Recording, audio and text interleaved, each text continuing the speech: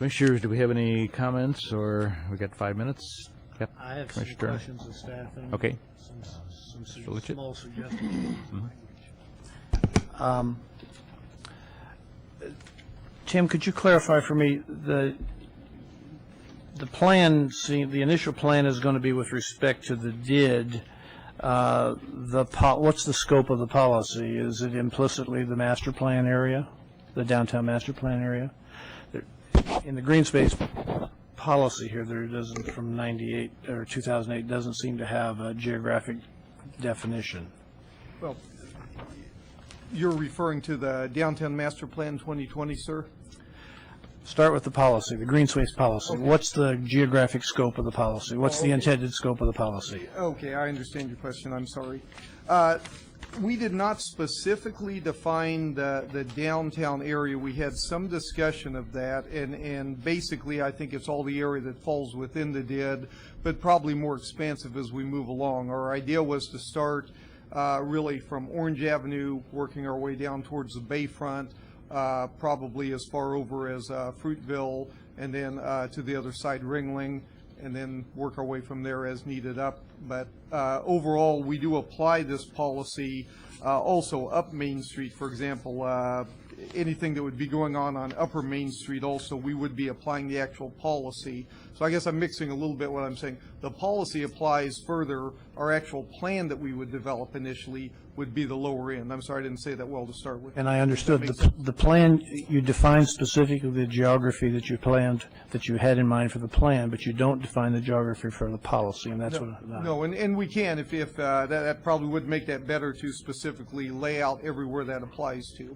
That's something we can work on and bring back. Okay, my second question is page 3, the canopy trees are preferred in the public right-of-way. And I worry a little bit about implementation, and shade trees are people-friendly. They're canopy trees are people-friendly shade. They're cost-effective at carbon sequestration. They're cost-effective at controlling stormwater runoff. They're cost-effective at reducing pollution in our bay. I want to be satisfied that this is strong enough, and let me give you 3 examples and tell me how this policy would have influenced those 3 examples. The initial 5 points roundabout was quite sparse with respect to canopy trees and shade trees. The palm ringling roundabout design, the last I saw, had us moving 3 existing canopy trees, and the rest of it is all palm trees. And then the final thing is I did a rough calculation on the Fruitville rework, and 60% of those trees were palm trees, and something less than 40% of those trees were canopy trees. Now I recognize that's not necessarily going to be where the plan will be applicable, but there seems to be a real bias toward palm trees, and I want some satisfaction that this language is strong enough to cause implementation to be dramatically different. I will tell you this. Let me just, it's according to that clock, it's 5 o'clock. Do we want to continue the discussion for a little bit, or do you want to break? I'd say break. I don't know what the group wants. I don't have many questions. I think it's a function of our questions. Yeah. I'd just assume, Pardon? wait. I could wait 5-10 Want minutes. to finish this? If that's Okay. legal. Yeah, I don't. That's fine. Okay, Okay. I'll try to answer quickly. I believe this language is strong enough. I think some of the examples you gave us are under the old policy, not this policy. That specific language wasn't in there. I can't speak to the specific dynamics of those 3 projects. I don't know what utilities were under each one and so forth. I really don't. But I think we have heard the commission loud and clear. I think that Public Works, of course, you heard Todd Kucharski participated on this committee. I think that we understand the cry for canopy trees where they'll work. And again, they don't work everywhere, and that's why we say, they're preferred. It's going to be a function of some of the engineering and so forth, but I think you're going to see certainly my staff, and I know Public Works staff is looking now at and re-looking at all the different projects that have been in the pipeline with this in mind. So that's the best I can give you, but I do believe we've heard, and that's part of where we're here for, is to tell you we've heard. Okay. Mayor, I've 3 or 4 minor language changes I'd like to suggest, but I'd like to give everybody else a chance to ask questions before I do that. I just have a couple, Chavez? I have a couple questions on page 9 under policy language. And I have to say, I've been very mixed on this as far as how we work together on this. And I'm a case-by-case person, and I know that's just too easy to say. Can't life be case-by-case? Individual applicants that come in that we can, but I like a lot of the language here. It says here, it is also important to promote commercial and pedestrian vitality, and in an appropriate, good word, use general, use should, well, should's not so great. It's important to promote commercial and pedestrian vitality, and in appropriate areas, additional hardscape may be appropriate, subject to meeting the requirements of the downtown's green space policy. I guess I have issue with requirements, and you can't stick in guidelines or something else.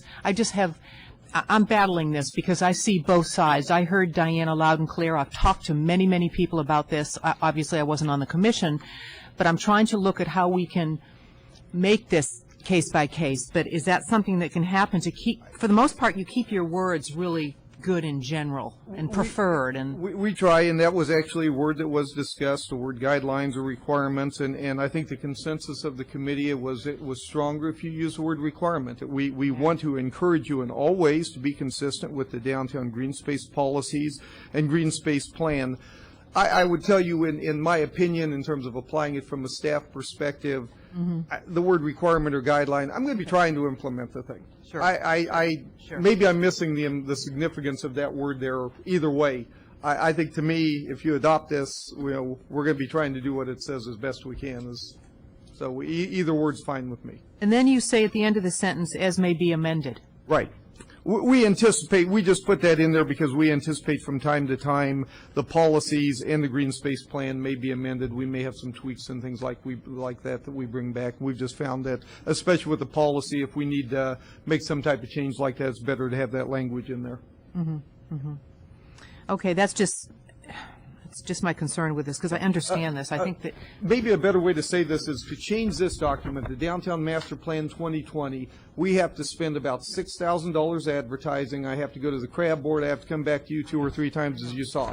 So the policies are much more flexible. That's why we say they can be amended. We can move those around, do different things to them as conditions may warrant. But this particular document, we really can't. okay. Without coming back. That's helpful to me because you've done some great work here, and I just wanted to raise that question. What else? Okay. Somebody else said a question.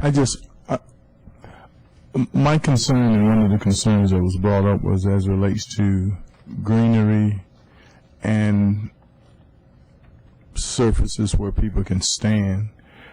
I know on Dr. Martin Luther King Jr. Way, we have problems with greenery and people not having some place to stand, like even to catch the bus. So I want you all to make sure and make us comfortable that the creation of these green spaces is going to give people opportunities to still stand and congregate under these trees, because I know you can't plant too much up under them. So I think it's going to be important that be said clearly up front, so it won't be a conflict and kind of resolve some of our issues. Yes, sir, and I would say that our language absolutely does that. We talk about, we recognize the vitality of both pedestrian and commercial areas in here, and I think they work together. I think the one speaker said, people will come to an area that has some trees and so forth. You also have to have that area where they can congregate. Dr. Martin Luther King Jr. Way is an example of an area that we need to implement this type of a policy. You're right. Well, you're going to see, as we told you in the CIP, we need to do some areas there. You've got a small sidewalk, you've got an area where you've got a gutter, and then you have some little green space out here in the middle of the street that doesn't seem to make any sense. It doesn't work together. There's nothing that draws you to stand, and it should. That's a beautiful walking community. We need to do this type of thing there, and I think it'll actually attract more people there. So I think we're saying the same thing, sir. Mr. Turner, you had a... Yeah, on page 4, under the Green Space Plan, number 3, the plan should promote. That's a pretty soft word. it ends with where feasible. I think where feasible just needlessly waters it down, and I would propose striking where feasible. And Are you talking number 2 or number 3, sir? Number 2, I missed. Okay, number 2, okay. So you'd like where feasible out of there? Yep. Okay. And in number 3, I'd like when possible out of there for the same reasons. And then on page 9, under policy, the second line, it talks about economic, environmental advantages